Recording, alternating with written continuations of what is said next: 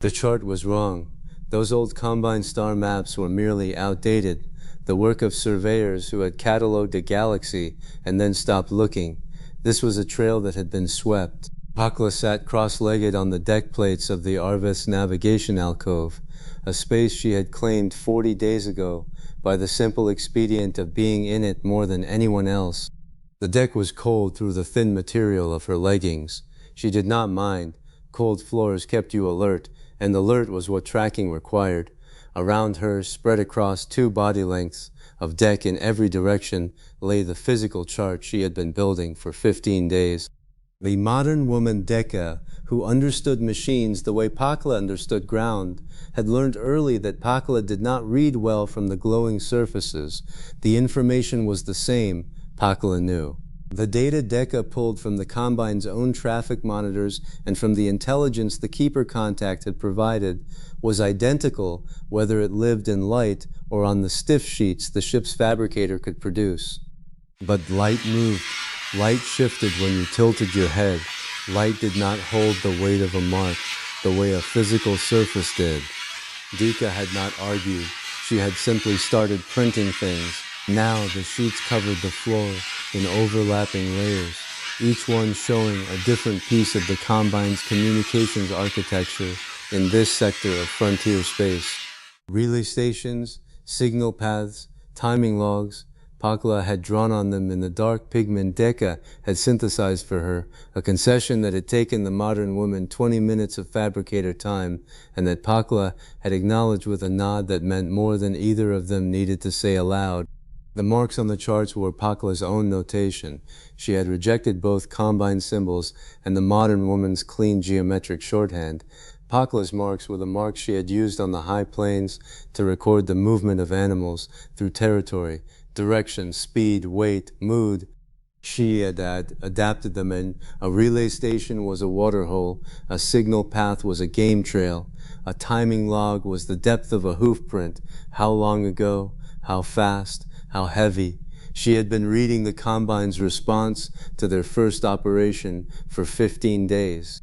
The data was clear. Dika had organized it well, as Dika organized everything, but the trail it described was too clean, and clean trails took time to understand.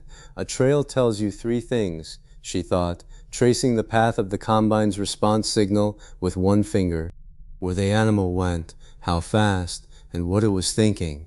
The response to their first operation had originated at the nearest Combine administrative hub, a structure Decca called a regional node, which Pakla understood as the place where the herd gathered to drink. The collection vessel's distress signal had reached the hub.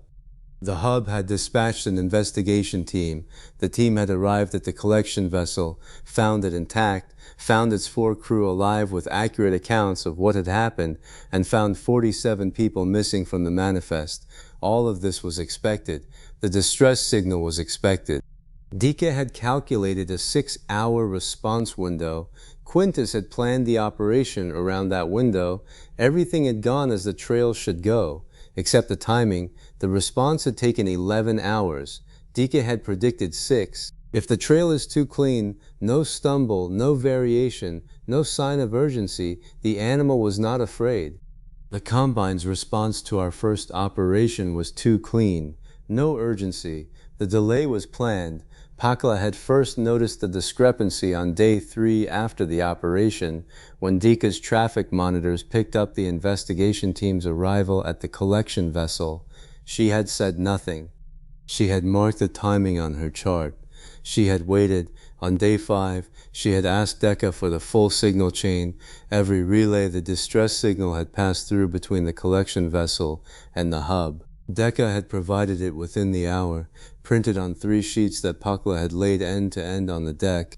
The signal had passed through 4 relay stations. 3 of them had processed it at standard speed, the speed the Combine's own technical specifications said a priority signal should travel. The 4th had held it. It had not failed. It had not malfunctioned. It had held. The delay at the 4th relay station was 4 hours and 47 minutes. It was the difference between a 6-hour response and an 11-hour response. It was the difference between the Combine's investigation team arriving while the Arveth was still within long-range sensor range, and arriving after Pakla's extraction heading had carried them into the sensor shadow of a dust belt. Pakla stared at that number for a long time, 4 hours and 47 minutes. She had run her finger along the signal path, from the collection vessel to Relay 1, Relay 2, Relay 3, and then the pause at Relay 4, like a river running fast over smooth stone and then pooling, briefly, in a depression that should not have been there. Then the river ran on, and the signal reached the hub, and the investigation launched, and everything was normal. Everything was normal except that the Arveth had escaped. She had not told anyone yet. Telling required understanding, and understanding required more trail. On day 62 of the voyage, 3 days after she first noticed the delay, Pakla found Dika in the systems bay. The modern woman was doing what the modern woman always did, reading the ship's instruments with the focused attention of someone who believed that machines would tell you the truth if you asked the right questions. Pakla respected this. It resembled reading ground. The difference was that Deka trusted the instruments to be honest, and Pakla had learned long ago that the ground lied when something had walked over it with the intention of not being followed.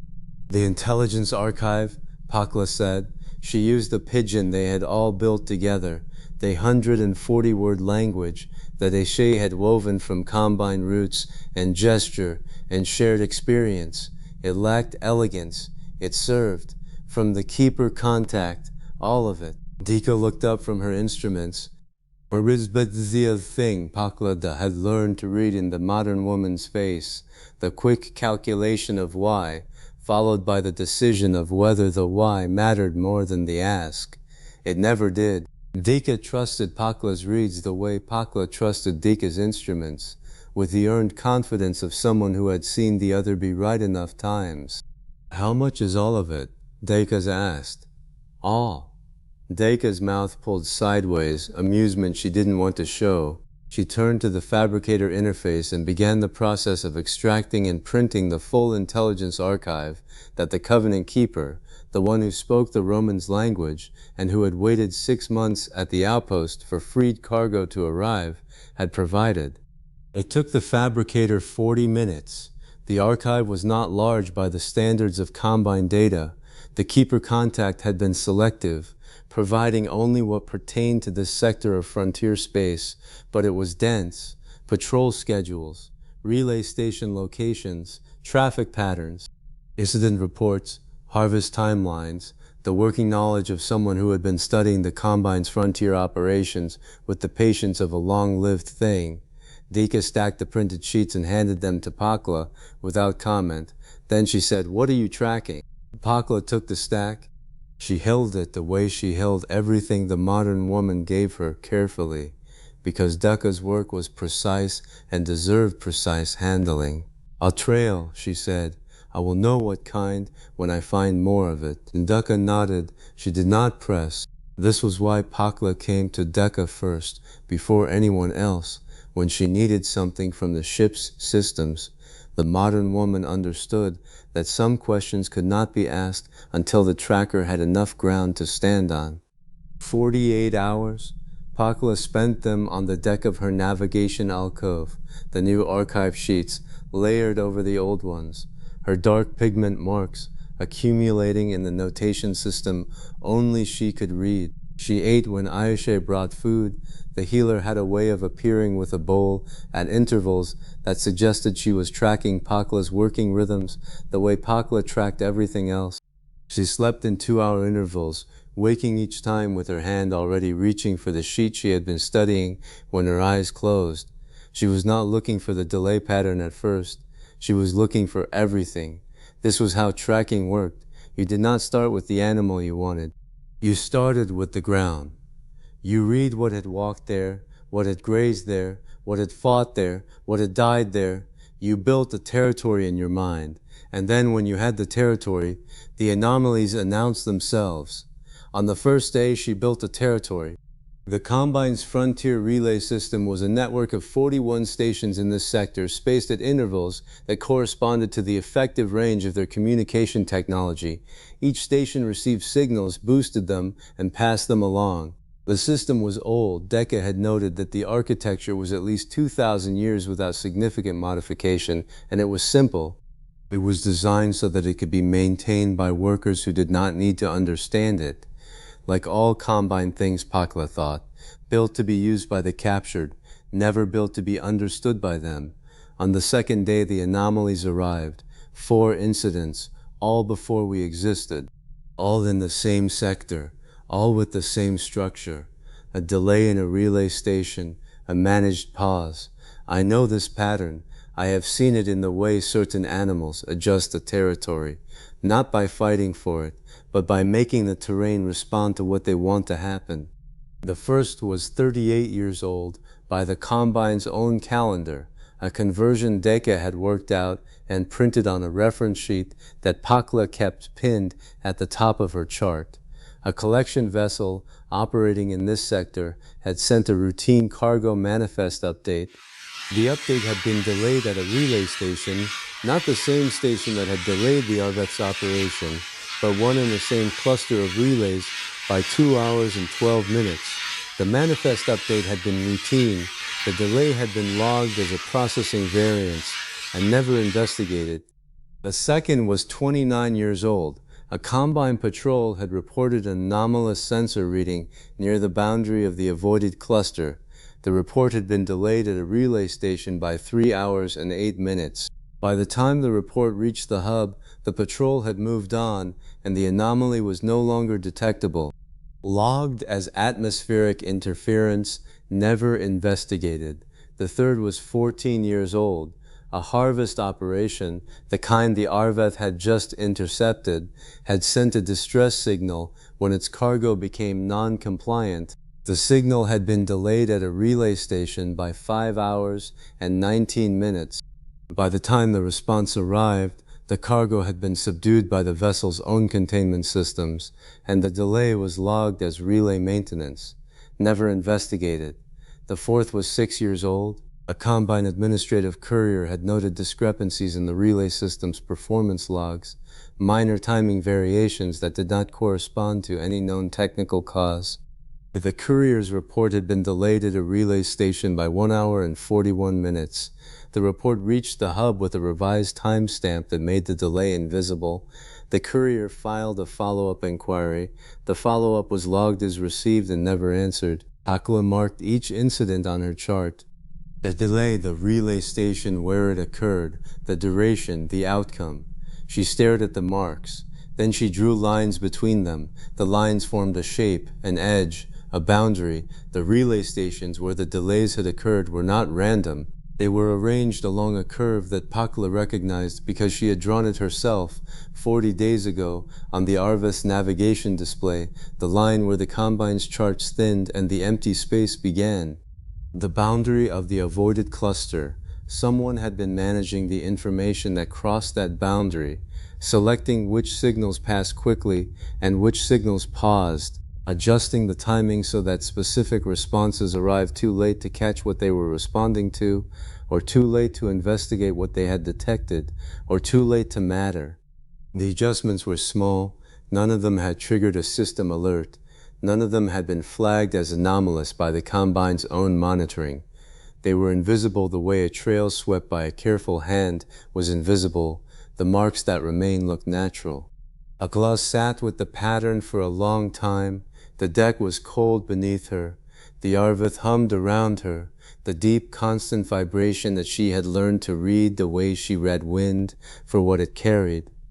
Someone is inside their system, has been inside for longer than I have been alive.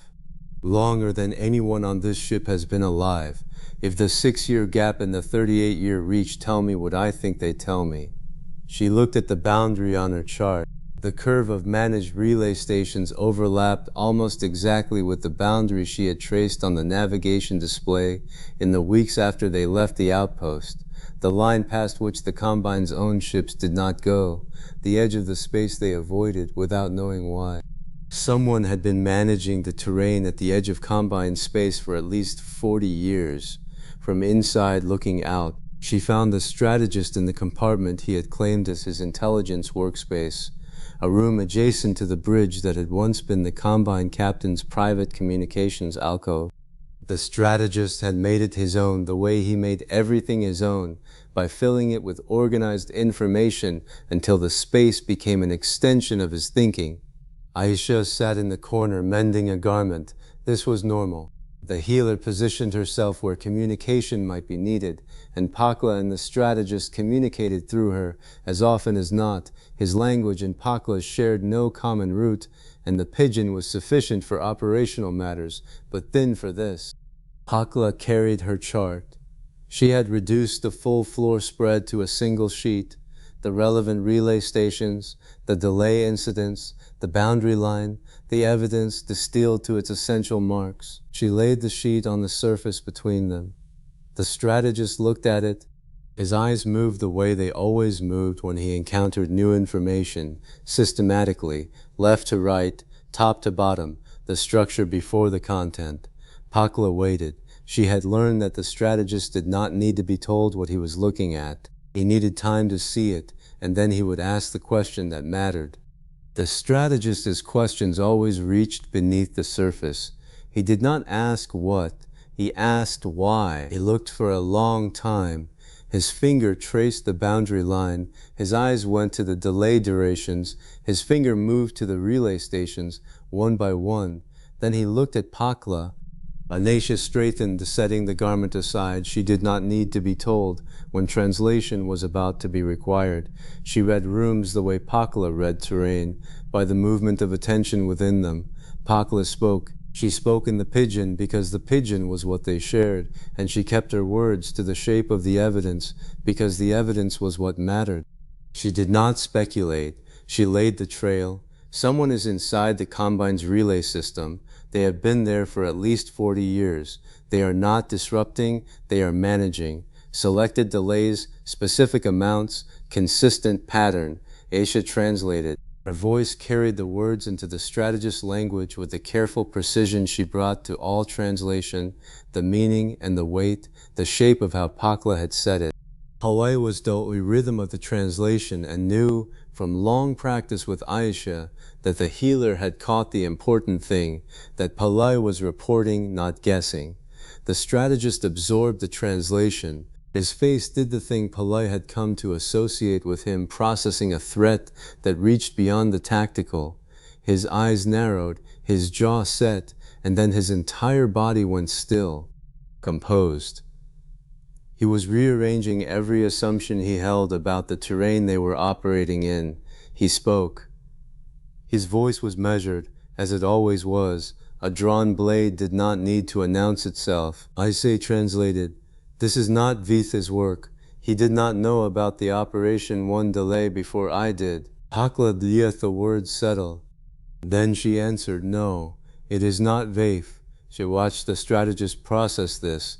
Watch the implication travel through him the way understanding traveled through the ground, as a wave, each reverberation carrying the meaning deeper.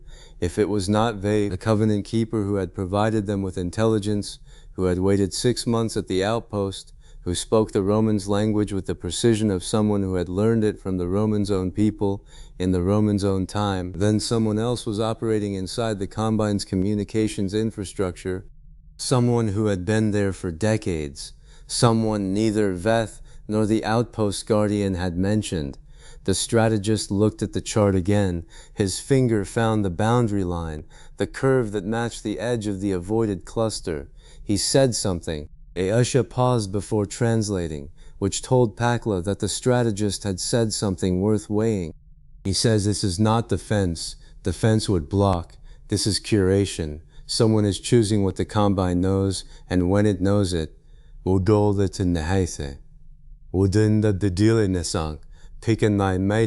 was the right word, curation. The modern woman might have said information management. The strategist's word was better. Curation implied selection. Curation implied a purpose, A curator decided what was kept and what was discarded and what was shown and what was stored, and every decision served the curator's intention. The territory is not empty, Pakla said. I thought I was reading open ground. I am reading managed terrain. Aishi translated. The strategist's eyes did not leave the chart. Silence held between them, waited, purposeful. Two people who understood what they were looking at and needed a moment to accept that the space they had been operating in was not the space they had believed it to be. Later, alone in her alcove, Pakla sat with the chart spread before her and let the full shape of the finding settle into her body the way all important knowledge settled, in the chest, in the gut, in the way her breathing changed when she understood something that changed the ground beneath her. The most dangerous thing in a territory is the one that makes the territory do what it wants. She had tracked many things in her life. Bison that moved in patterns older than memory, horses that read wind before it shifted, men who left trails they thought were invisible and were not. And she had been tracked, too, by men who thought they understood the ground she moved through. They had been wrong, and she was alive, and most of them were not. And this was the order of things when you lived on the high plains where the new Mununtu Rodi. But this was different. She had not been tracked. She had not been followed. She had been allowed. The terrain she had been moving through, the space between the outpost and the first operation, the extraction heading she had plotted through the Combine's patrol blind spot, all of it had felt like open ground. She had read it as open ground, she had been proud of her reading, and now she sat with the 4 marks on her chart and the boundary line that matched the boundaries she had drawn herself, and she understood that the ground had not been open. The ground had been prepared. The blind spots she had found had been maintained. The timing she had exploited had been adjusted. The space she had moved through had been curated by something that understood terrain management at a level she was only now beginning to perceive. She did not know if this thing, this curator, this territory maker, was working for their benefit or for its own. She noted, with the careful honesty she brought to all her tracking, that the two were not incompatible. A grazing animal benefited from the grass, and the grass benefited from the grazing, and neither arrangement required the grass to have the animal's interests at heart. I have been tracking what I thought was an open space. I am now fairly certain the space has been managed. The question is, managed for whose benefit? The Arvit hummed. In her alcove the chart lay still and flat and honest. The marks on it said what they said. She could not make them say more. She would wait. Tracking was patience. The trail would continue. The curator would act again. And when it did, Pakla would be reading the ground. She did not have to wait long. The strategist moved quickly when he had a thread to pull. Within 2 hours of their conversation, he had composed a query for the Covenant contact, not through Aisha, but through the signal system Deka had configured to accept the Keeper communication channels. The query was specific, Pakla knew, because the strategist did not ask broad questions.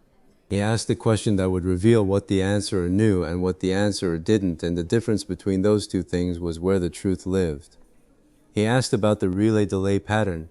Pakla knew he had sent it because Deka told her. The modern woman had developed a habit of informing Pakla when communications went out through the Keeper channels, not because Pakla had asked, but because Deka had decided that anyone tracking movement patterns should know when their ship sent a signal that might generate a response worth tracking. This was the kind of thinking that made Pakla trust the modern woman. They did not think the same way. They thought in the same direction. 2 hours later, the response arrived. Pakla was on the bridge when it came in. She was there because the bridge was where the traffic data lived, and she had been cross-referencing her chart against the most recent relay activity to see whether the pattern she had identified was active now in real time as they moved toward the holding station where 14 people waited. She had not yet determined this. The data was insufficient, but the insufficiency might itself be a sign, like a trail that ended at a river crossing, where the absence of tracks on the far bank told you as much as tracks would have. Deka's instruments chimed. The modern woman read the incoming signal, processed it through the decryption routine the keeper channels required, and printed it. She brought the printed sheet to Pakla first. This was not protocol. The sheet should have gone to the strategist. But Deka knew who had originated the question, and she knew that Pakla would want to read the response the way she read everything, with her own eyes, on a physical surface, before anyone told her what it meant. The response from the Covenant contact was brief. Pakla read it twice, then carried it to the intelligence alcove. The strategist was waiting. Ahesh was there again, or still. Pakla sometimes suspected the healer simply never left rooms where important things were about to happen, the way certain birds circled before a storm because they could feel the pressure change. Pakla laid the response beside her chart. The strategist read it. Aisha read it. The Covenant contact's words were precise. I know about the pattern. I don't know who is responsible. Neither does Sale, or she has not told me. A pause in the signal. Deka had noted the gap, had printed it as a blank space on the sheet, because Deka understood that pauses were data. Then, if it is who I think it is, we should discuss this when you next have secure contact. The strategist read the response twice. His hand rested on the chart, his fingers spread across the boundary line Pakla had drawn. He looked at her, and she saw in his face the confirmation of what they both already understood. The Covenant contact. The one who had spent 6 months waiting at the outpost, the one who had provided intelligence on Combine operations, the one who had said he represented a faction that wanted to end the masquerade and take offensive action, did not know who was managing the terrain. And the outpost guardian, the one who had been alive for 3,000 years, who had no shadow, who spoke a language older than memory, either did not know or had chosen not to tell. The strategist took the response and Pakla's chart and went to find the Roman. Pakla followed. The trail was not finished, and the next mark on it would be made in the room where decisions happened. They found the Roman on the bridge, reviewing the approach corridor for the second operation. He stood the way he always stood, balanced, weight distributed, the posture of a man whose body had been trained to hold a line and who had never entirely stopped holding one, even when the line was a navigation display on a stolen ship. The strategist laid the evidence before him, the chart, the boundary line, the delay incidents, the Covenant contact's response. Anisha translated as the strategist explained, and Pakla watched the Roman's face because the Roman's face was a text she had learned to read, the jaw that tightened when he was calculating, the eyes that narrowed when he was weighing risk, the single nod that meant he had accepted new information and was already integrating it into the operational picture. The Roman looked at the strategist. Aisha translated his question. "What do you think it is?" The strategist's answer was certain and carried the weight of someone who understood factional politics the way Pakla understood territorial boundaries as the living architecture of power. "I think it is the third faction. I think they have been inside the combined systems for longer than 40 years. The Roman's jaw tightened. His eyes went to the chart, to the boundary line, to the 4 marks that described a pattern older than any of them. Pakla stood at the edge of the bridge and watched the 2 men she trusted most to understand the implications of what she had found begin the work of understanding. She had done her part. She had read the trail. She had laid the evidence. She had drawn the line. The territory was managed. The manager was unnamed, and somewhere in the Combine's own infrastructure, buried in the architecture of a 10,000-year-old relay system that had never been reviewed because reviewing things required curiosity, and curiosity was not a Combine virtue. Something old and patient and careful was doing what it had done for longer than any of them could yet measure, making the terrain do what it wanted.